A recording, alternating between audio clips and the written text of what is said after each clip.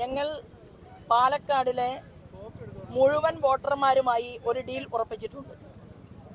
ആ ഡീൽ എന്ന് പറയുന്നത് പാലക്കാടിന്റെ വികസനത്തിന് വേണ്ടി മുഴുവൻ വോട്ടർമാരും ഇത്തവണ ഭാരതീയ ജനതാ പാർട്ടിക്ക് വോട്ട് നൽകണം എന്നുള്ള അപേക്ഷയുമായിട്ട് ഞങ്ങൾ യാത്ര ചെയ്തുകൊണ്ടിരിക്കുന്നു. അത് വോട്ടർമാർ തീരുമാനമെടുത്തിരിക്കുന്നു.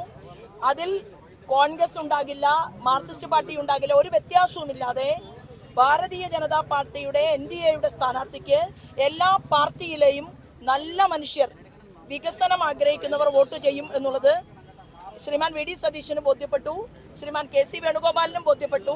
പാലക്കാടിലെ BJP വിജയിക്കുമെന്ന് രണ്ടുപേർക്കും ഉറപ്പായി. അത് എത്ര വോട്ടിന്റെ ഭൂരിപക്ഷത്തിനാണ് എന്ന് മാത്രമേ ഉറപ്പില്ലാത്തതുള്ളൂ. അതുകൊണ്ടാണ് ഇത്തരത്തിലുള്ള ഒരു സ്റ്റേറ്റ്മെന്റുമായിട്ട് ഇപ്പൊ മുന്നോട്ട് വന്നിട്ടുള്ളത്. മാത്രവുമല്ല, എന്തുകൊണ്ട് ഈ നേതാക്കന്മാർക്ക് പാലക്കാട് ആഗ്രഹിച്ച ഒരു സ്ഥാനാർത്ഥിയെ കൊടുക്കാൻ സാധിച്ചില്ല എന്നുള്ള ഒരു ചോദ്യം ഞാൻ ചോദിക്കാൻ ആഗ്രഹിക്കുകയാണ്. കൂടാതെ എന്തിനാണ് നിങ്ങൾ ഒളിച്ചോടി പോകുന്നത്?